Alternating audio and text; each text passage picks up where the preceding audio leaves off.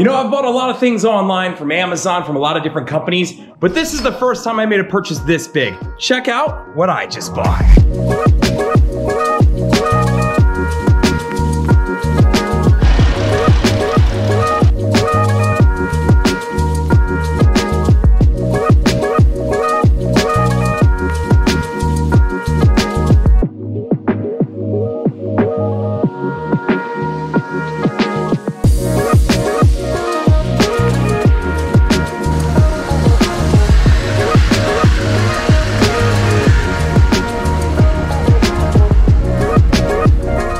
Seen, I in fact bought a Jeep Gladiator online. Now, there is a lot of sites out there that you can start doing this from, and people are starting to get a little bit more comfortable with the idea of it. So companies like CarMax, which you probably already know, Carvana, which I'm sure you've seen the commercials on TV. There's companies like Shift, and then of course Vroom, which is who I bought my specific vehicle for. So today we're gonna go over some pros and cons, and I'm gonna walk you through this essentially in 4 different areas. The first being finding the car. Now, under finding the car, I'm gonna talk about the pricing, kind of how that works, how you compare, buying online versus buying from a dealership, and how that works. Secondarily, I'm gonna talk about the ease of the paperwork, right? So this is the portion of, hey, getting everything transferred back and forth so that we can make this purchase happen. Third, I wanna talk about the actual delivery of the vehicle. And then fourth, this overall, the whole process. How long did it take? What's it like? What's easier? What's harder? So we're gonna kind of evaluate it from a whole standpoint after that. So those are the 4 things that we're gonna touch on today in relation to buying a car online versus buying one at a dealership, the pros and the cons that I ran into personally when I bought my Jeep Gladiator. So let's hop on in. All right, guys, so as I mentioned, I went through a few different websites, and of course, I shopped at my local dealerships too. So I'm gonna show you what some of those websites that I was on searching for these vehicles and kind of what it looks like to search for a car and pricing wise. And then of course, I picked a random dealership to kind of show you what that looks like as well, so we can kind of talk about the pros and the cons of both of these. So when you're on these, CarMax, I think everybody's pretty familiar with. So when you're looking at their webpage, I can drop in a car search, I run the search. Not only will it tell me how much the car is, the mileage, that sort of thing, but it's telling me how much it costs to ship. Now that's important because most dealerships, you're not gonna pay a shipping fee because you're at the dealership, right? It's going to differ when you're buying a car and having it shipped from, whether it be Cy-Fair, Texas, or Houston, or Chicago, or Atlanta, or whatever you're willing to go out as far as distance-wise, right? Depending on how hard it is to find your car. So I ended up just opening up the search because I didn't have an issue with paying shipping if I could get the items that I wanted on the car that I wanted, right? So that's CarMax. Of course, Carvana, if you haven't seen their webpage, this is what it, of course, looks like. And then running a search, very similar, right? Now, Carvana doesn't have like your standard setup as far as a brick and mortar like CarMax does, so you can't go by one of their stores and visit it, right? You can't go there and pick up the car versus having it delivered straight to your house. That's what Carvana's gonna do. Now, these guys, same thing. When it came to pricing, what I noticed online for the vehicle I was shopping for is that CarMax was typically the most expensive. And then from there, it would drop down to Carvana. And then after that, Shift was kind of hit and miss. And then Vroom ended up being the most affordable for the specific car I was looking for, right? So same thing on here. You can see the car, you can see the mileage, the year, all of that, and then a shipping cost that's associated with it depending on where that specific vehicle is. So at any given point, I can pull up a car and I know this. So, right, this is pretty basics. We understand that, hey, if I'm buying a car and it's outside of my area, yeah, I'm probably gonna have to pay to have it delivered. The same way if you were at a dealership and wanted a car and you had to have blue and they didn't have it, they can deal or trade for you. Now, a lot of times they won't necessarily associate a fee with that. They may or may not. They do pay drivers. The dealership I worked at did. But we would only go to a certain distance, and it had to be dealerships that we regularly worked with because we're going to give them a car to get one. This is a little bit different situation. They're just bringing it into you, right? Because they own all of this inventory. So you're probably not as familiar with Shift, but same idea, guys, here. I mean, you're going to notice a lot of the same things. So it's just as simple as coming in and running a search, right, and finding a vehicle. So not hard, right? You can easily understand how this works. I didn't use Shift as much just because I wasn't super familiar with them. I didn't know their name that well, but I went ahead and searched it anyway just because I was trying to make sure that I was doing my due diligence, right? So that's what this looks like. Their page dropped off anyway, so we'll leave that one alone. Now, lastly, I used Vroom, right? So same thing, you want to run a search, hit it, Jeep Gladiator. You run your search, it pulls up your cars, tells you what the inventory is like, and then, of course, how many miles are on it. And if you click into a specific vehicle, it'll then let you know the cost of the vehicle, and then depending on where it's being delivered, it'll show you that delivery charge if there is one, right? So just something to be aware of, right? So this is who I used, right? So for the sake of that, I used these guys to purchase my car.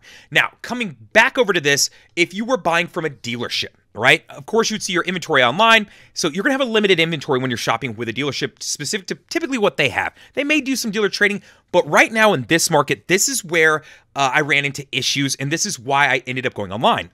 When I'm comparing these two online, they have a bigger inventory selection. Now, with new cars at dealerships being so sparse because there's this chip shortage and pre-owned inventory being such in high demand, nobody wanted to negotiate on prices. So where typically I would be able to negotiate, a few $1,000s off the price of a car, much like at this dealership, I wasn't able to really do that. I was finding that I could only get a couple $100 off. And if that's the sake, and I'm going to have to kind of, go through that fight, why not just buy it from one of these online sites knowing this is the price, this is what it is. It's very simple, right? A lot of people, that is the most unenjoyable part of the purchase. So for the sake of this, it made things very easy because now it's just all apples to apples. Because just like this site, you may see an MSRP here, which in my heart, working a dealership, I just could not bring myself to pay an MSRP, especially on a car that I don't consider a specialized car, right? It's not a one-of-a-kind car. It's not super hard to get. It's just, a regular car that's out there. Now, you will run into these gimmicks that I find at dealerships that you won't find when you're shopping at these other sites. Things like, hey, we're taking $2,000 off the price of a car, but when you get there, and everybody's heard these horror stories, I have a friend, yeah, it had all these extra items on it, and they're charging me for those items. Well, I was running into that. Now, working at a dealership, I knew to ask ahead of time about these issues. The plus to buying online is that there aren't those issues, right? The price is the price. It's on there. The delivery fee is there. And then it's just your taxes and fees based off of your state where you live. So for the sake of that, I really like that it's all out there for you. It's very transparent. Whereas when you're buying in the dealership world, there's all these gimmicks and games to try to get people in the door because they know if they can get them in the door, the chances of selling them go up dramatically. But that's the part that not a lot of people like. And for me, I was without a car because my car was totaled. So if I'm going to go in, I have to do most of this online. I need to invest most of my time here so that when I'm picking up the car, I have no problem. Just be out front with me on the price. And that's coming from someone who worked at the dealership world. So I know a lot of these games, and I've even had to, use some of them before. So I'm both the bad guy and the good guy here. So when it came to finding the vehicle, I found there was a bigger selection and the pricing transparency was just better online. So that's why I liked looking at CarMax, Carvana, Shift, and Vroom, right? So it just made everything better when it came to that. So that's why I lean towards them in this, and I would give them the checkbox of, if you're going to buy a car online, be very aware of this. So for the sake of this, let me see if it'll let me log in here real quick. I don't even know if my login is still good since I've now purchased the car from them, but we'll see if it is. Assuming it is, I'll show you a little bit to kind of what that looks like, right? When you pull into here, you're going to see your hub, and this is where find your vehicle, you've done it, and then the next step, which is what we're going to talk about, is documentation. We need to talk about, hey, when it comes to my documents, what is this going to look like, right? So that I can understand how easy or hard is it compared to a dealership where you have a salesperson who's kind of doing this for you versus, kind of doing some of this on your own because you would prefer to just purchase this car online and you handle that portion of the purchase. So let's jump in to portion 2, which is going to be paperwork. All right, guys, so for part 2 of this, we're going to talk about paperwork. And I figured I would do it fittingly in the car that I did the paperwork on, right? So paperwork-wise, this can be easy or it can be hard depending on how much you know about the process. So I decided to purchase my car using my own financing. I bought a few different cars using my local credit union. So I know that I'll get a good rate. I was already pre-approved with them. It just made things very easy for me. However, a lot of these companies, including Vroom, who I went through, offers financing, right? So depending on what you want to do, it doesn't matter. They don't care. So unlike a dealership, you're not going to find that extra pressure to buy the car and use their financing or one of their lenders, even if it's your lender, right? So in that instance, I like that it's a low pressure environment in the sense of they don't care. They'll let you pretty much do whatever you want. Now, the lack of caring, I'll come back to here in just a second because that does play a role. So for the sake of this, I'm buying the car with my own financing. So what does that mean? It means I have to get a purchase order from the dealership saying, this is the car, these are the details, this is the pricing breakdown. I provide that to my bank. Once my bank has that, they will then provide what's called drafting instructions, which they will either give to you or give straight back to who you're buying it from. And that essentially says, all right, here's the paperwork, here's the loan is good to go. You can go ahead and give them the asset. We're now taking over ownership and taking on that, right? So that's the basics to how that works if you're not familiar with it. So I went ahead, got the purchase order from Vroom, which is very easy to do. You say that you want to buy the car, you agree to everything, $49 deposit, which was refundable if I changed my mind at any point up until the car arrived at my doorstep. If it arrives at your doorstep, then I was looking at the difference of a $699 restocking fee. Yeah, okay. I'm buying a lot, you're spending a lot of money here. I kind of think that, but I understand that there's a cost associated with getting a car to you. So that is what the process looked like coming from that end. If you want to do that on your own, great. If you want to finance through them, you absolutely can. It's just not something that I did, right? So once I've done that, from there, once they receive the purchase order, they process it, and then it's like, okay, we've now gotten this. Once we've gotten it, now we can move on to step 2, which would be, let's start getting the car to you. Now, this is where things got a little tricky, because for me, what I ran into was one thing, is that because you're dealing with someone who's like a salaried or hourly employee, I don't think they have any connection to the sale of the car, right? There's not a bonus involved. There's not a commission involved. You run into this issue that they're not as invested, right? When you have a salesperson at a dealership, I like that they're heavily invested, because they know if they don't get this deal done, they don't get paid. If you back out at the last second, if you cancel, if you decide to buy something else, they've done all that work for essentially no reason, right? They didn't make the money off it. So they're highly invested in getting the process done extremely quick. What I ran into was that, my salesperson, they tried to help out and they tried to put the lender's information on the document ahead of time, but they put the wrong information. So I had to go through this process of doing this process twice to get the correct info, to get it to my bank, to get my bank to give it back to them. Now, all of this took place on a Friday, and it started to head into the afternoon, and it started being a little bit harder to get in touch with my salesperson. And unlike a dealership, man, they're working Fridays and they're working Saturdays too. And they're typically closed on Sunday, depending on where you live, right? So you have someone who's highly invested and wants to get this done as quick as possible because it directly affects their money. Now, what I ran into in Vroom is, and I don't know this 100% sure, but I have a good feeling that that isn't the case with them, because I was having a hard time getting in contact with them. And then when they finally got the information, I had to get it to them on a Friday afternoon and then check back on Saturday when you call in, it's a different group. This is where things get a little tricky. You're not talking to your salesperson. You're talking to kind of a third-party answering service that kind of takes over. So now you have multiple people involved trying to get something figured out. So I didn't like that portion of the process. I like that if you have somebody with a vested interest in getting your car deal done, it gets done a lot quicker, right? So in that instance, the paperwork, while it was very easy to do it online, I did run into the issue from a customer service standpoint, which is where we're headed for point 3 of, I want someone who's invested in the car deal getting done as quick as possible, right? If you've ever talked to anybody who works at a dealership, you could say time kills deals, and they will know exactly what that means, because it means the more time it takes to do paperwork, the more time it takes to get the car ready and to get delivered and go through all the financing portion, the less likely they are to actually buy the car and take it home. They're willing to get up and walk away, because what are they doing in that entire time? They're shopping on their phone. They're getting calls from other dealerships, all these different things that play a role. So in this instance, you want to get this done as quick as possible. And knowing that, a company like Vroom and perhaps Carvana and some of these others might not have staff that works on a Saturday or different staff can really play a role, because if I'm going to make this purchase and I want to pull the trigger, then let's go, right? And on that same instance from the sales side, I want them to feel the same way.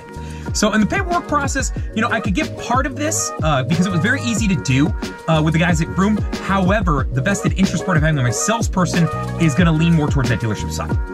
So let's jump into part 3 and talk about customer service, working through this process of finding the car, buying the car, getting the stuff done, getting the paperwork, and then setting up the delivery. So let's hop into part 3. All right, guys, so part 3 to this is going to be customer related, right? So customer service. So from the given points of helping you get through the paperwork portion to, obviously moving up to setting up the delivery and then helping you through the delivery. So it's really that whole process that you work through, because that's essentially the 3 parts here. I got to find the car, I got to put down my deposit on it to get it, and then I've got to get the paperwork done with the bank and them, and then I got to do the delivery, right? That's all 3 steps to this in the whole process. So from a customer service standpoint, you kind of already know where I'm headed with this, I think, a little bit in the sense of, I like someone who's invested in this, right? They need this deal done. It makes them money, and it gets me a car quicker, because then the 2 of us, we benefit from each other. Now, I felt like, and mind you, I'm not 100% sure on this, but let's be honest, that's kind of the way that they've set these up, whether it be CarMax, whether it be Vroom, whether it be Shift, whether it be Carvana, is that you have someone who's helping you, but the whole idea, especially CarMax, right? And some of these guys promote is that you don't have to deal with dealerships. You don't have to deal with the problems that they have, right? How does anyone find a car on this site without someone like us checking in? She's a beauty. Oh, golly. So they aim that marketing at that, and it kind of ends up being to their detriment, right? Because yes, you don't have to play the games that dealerships do sometimes with pricing and things of that nature. And not all dealerships do that, but you run into the ones that do, and those are the horror stories that get spread like wildfire, right? So in that sense, I want someone who's a customer service rep or a salesperson, right, that is highly invested in me getting through this process as quick as possible, because it gets them paid, gets me my car, we all win. So from that standpoint, I would give this to the dealership world and say, hey, check mark for those guys, because you do have salespeople. And mind you, it needs to be a good salesperson, right? Everybody has bad salespeople, and that's a whole different conversation. But if I have a question about my paperwork, I can call them and they're going to pick up the phone, right? If it's Saturday, they're still picking up the phone. If they're off duty, they're picking up the phone, because that's how they make their living. They got to make a name for themselves. So when it comes to that paperwork portion, I want somebody who's going to do that. And I feel like in the dealership world, you're getting a little bit more of that.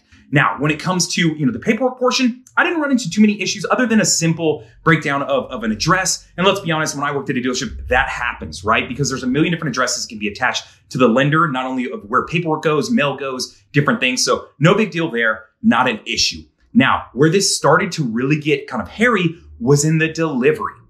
Now, if you're not familiar with delivery services, like these when you're buying a car, and I didn't read this, right? So I am guilty of not doing a little bit of my homework, is that Vroom said that on their website that you have 14 days to receive the car inside of that window, unless there's some sort of additional circumstance, right?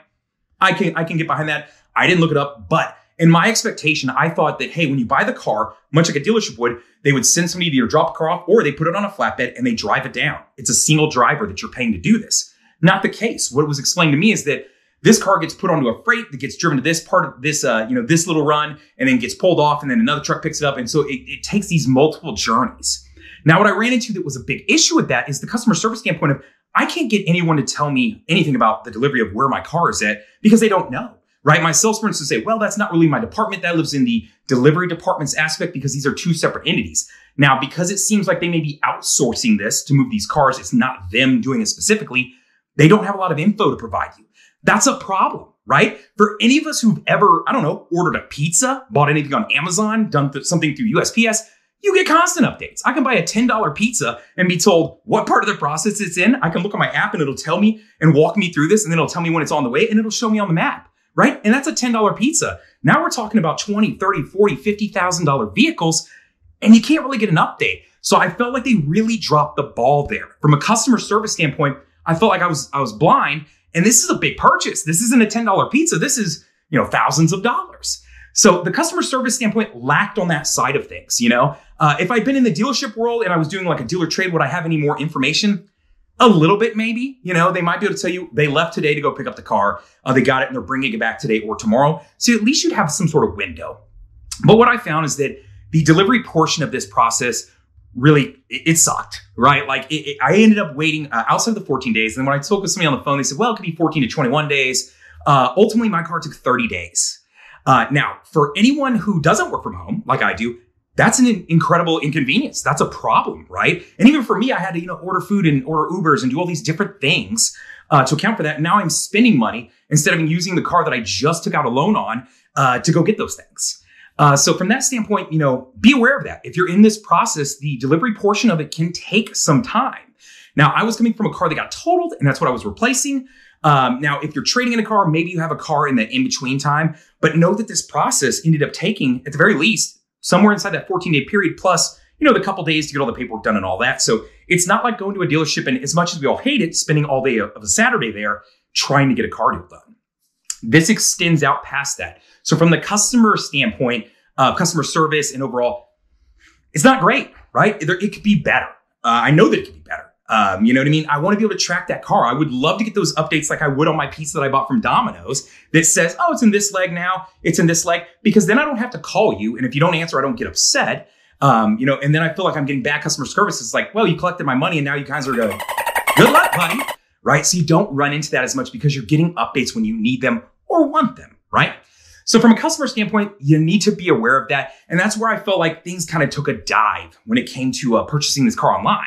That's kind of that portion. Now, I will say that when I finally got to that last portion, the guy who delivered my car, super nice guy, very helpful. That customer standpoint, fantastic. It was a great, great experience. However, there are a lot of things that he didn't do that you would probably get done at a dealership. Things like, hey, will you help me pair my phone up? Hey, will you walk me through the car? Will you show and explain features, benefits?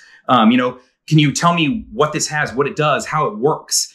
You didn't get a lot of that, which some people may say, hey, I was at the dealership and I didn't get any of that. And I ran into that when I worked in that world of, man, their brain's fried. They've been doing this all day long. They just want to go home in their new car. And I talked to the guy and let him know that I had previously worked at a dealership. So he might have eased off some of that, knowing that this guy probably already knows most of this. He probably doesn't need a lot of hands-on, but it's always still good to offer, right? So from a customer service standpoint, I would say that this is where things took a real dive, and I would give this a big negative as far as buying a car online again. It would really make me question the idea of, do I want to do it? And how much willing am I to go, sit down at a dealership, play the games, kind of go through some of the stuff you might say to yourself, I really don't want to do that, right? So that's part 3. So part 4 is going to be talking about this overall process that we just kind of went through of finding the car, doing the paperwork, setting up the delivery, and then actually receiving the vehicle. So next up, we're going to go over all of this process and talk about the pluses, the minuses, and lastly, would I buy a car online again? All right, so to answer the question, would I do this process again? As of right now, the answer is yes, I would. Surprisingly enough, as long as it took, and as the customer service kind of took dips, I would buy a car again online. It was worth it to get these keys, and I did get it at actually a good price. So I don't have any complaints about the price. I just have complaints about the process, right? I think the process could be better. And that's a learning and growing, experience, right? Like not only for me, but for the company themselves of trying to figure out logistics, trying to make things work. How can we make things better as things move along? So I think ultimately I would definitely buy a car again. The long story short, would I buy it from Vroom again? If I had to buy it tomorrow, maybe not, right? If this was, 6 months from now, a year from now, and I knew that they had made some changes in their process and kind of affected a few things, absolutely. Would I give it another shot? I definitely would. Knowing that I've had other friends buy from Carvana, buy from CarMax, these different companies, and I know that it works. It's just a matter of understanding the process, understanding how long it's going to take, things of that, setting up the right expectations, right? Under promise and over deliver. Everybody knows the old saying. If you can fit into those processes and make everything work in a timeline that works for most people, I think absolutely you should buy a car online. You should just know kind of the points that I talked about of, hey, what are my benefits to finding the car up front, which would be, hey man, I have access to a whole lot more inventory. And when it comes to pricing, I already know what the price is going to be. I know that there's going to be a delivery. I know if there's going to be a delivery charge, which ultimately I will tell you, in relation to my delivery charge and my delivery taking so long, they did refund it back to me. So be aware of that. They did try to right themselves in the sense of, hey, we understand that this took a lot longer than expected. But I like the transparency on the side of online buying that's provided to you. Hey, here's the car, here's the price, here's all the details. Knowing that there are warranties out there, right? Whether it's 250 miles and 7 days, or it's 10 days and this and that. All these guys are gonna have some different options. So be aware of that. It is something you have available to you. So if the idea of purchasing a car without actually seeing and touching it until it arrives scares you, know that you can do it, and you do have the ability to return that car if you do run into some issues. However, you may run into something like a restocking fee, which, at that point, if it's gonna cost you $700, or $699 plus another $50 that you had, yeah, are they really trying to push you to not return it? Yes, they absolutely are, but I also understand there's a cost associated with them getting the car all the way to you. But those are just the pluses and the minuses. You have to decide if you're comfortable with that or not. I very much am. I bought a lot of things online. I understand how it works, and I'm okay with it, right? Like, I understand that, hey, so long as the mechanics work and I've seen the scratches and the markings that you've shown me, and all of these guys will tell you that, hey, if it's over this amount of length, we showed. If it's under that, we probably won't. Because if it's a nick from a rock, hey, if you're buying a car that's not brand new, let's be honest, it's gonna have the occasional nick or scratch. You just have to be okay with that. If you're not, well, then I highly suggest you buy a car at a dealership. Overall process, the delivery was tough. The paperwork, very easy. I loved that portion of it. The finding the car, I loved having more access to more inventory online. I love that, the pricing is right there and in front of you. You don't have to, call a dealership or hit somebody up and you see those discounts that they offer, and then you find out that after the fact, they're like, oh, well, that's our price and it's $2,000 off, but turns out we add $1,999 worth of things like, I don't know, wheel locks, window tint, and paint protections. You will commonly run into that at a lot of dealerships out there that immediately offer you a discount. They're getting all that money back and really just discounting the car $1, or you could view it as, hey, you're gonna pay MSRP, but we are gonna throw in X, Y, and Z. I would rather somebody just be upfront with me and tell me what's on the car, and I can decide if I want to pay for it or not, right? I think those are the games that people feel like they don't like playing, and that's why online buying becomes very enticing. Time is money, and everybody has to evaluate what their time is worth. And for the sake of it, I was much more enticed with the idea of, one, going through this process so I could share it with you, but two, knowing, man, just tell me how much it costs. I just want to know the overall cost so I can buy the car or not. So in that instance, I really like the online purchase process. So overall, I would absolutely buy a car online again. Hopefully this helps you out. If you have questions, comments, concerns, please do feel free to reach out to me. I always include this, but please do leave a comment. You know, if there's something you want to add, if you bought a car and you want to share something, put it in the comments. Drop something in there. If you're curious about a portion of this process that I went through and you feel like I missed something, ask. I'd be more than happy to chime in, and I'm sure there's other people watching this would be able to chime in if they bought a car from Carvana or somebody else online. And be aware that as things move forward, I've noticed that a lot of OEMs and dealerships are actually offering to sell cars online, so they're trying to shift their move to that process as well. So I think over the next couple years, you're going to start to see this be widely available everywhere, whether it be through a dealership or, you know, through a company that strictly sells this in this process or in this way, right? Outside of that, leave a comment. I hope that you'll like the video. Hit it like. If you don't like it, leave a comment and tell me why. And then, of course, I hope you'll subscribe to the channel. As I'm talking about this, this video is actually going to land on my other channel, which is brand new. I hope you'll come over and check it out. It's called Fuller Life. I'll put the link and the link to the channel at the end of this video. And that's where I'm going to go over things that I've done to this specific car. So if you're a fan of the Jeep Gladiator, you like maybe the Wrangler, a lot of this stuff is interchangeable. I'm going to do a lot of installs, a lot of reviews, and then just, let's be honest, some videos on general jackassery of things that I'm gonna run around and do for fun. So while I do share a lot of reviews on cars on this channel, I am gonna, of course, share it across the way too. And if you're already on that channel watching this, well then no, vice versa, you can come over here and check out Honda reviews as well. So know that this is kind of a dual purpose video. Other than that, I appreciate you watching the video. I hope you like, I hope you leave a comment, I hope you subscribe to the channel. And other than that, later guys!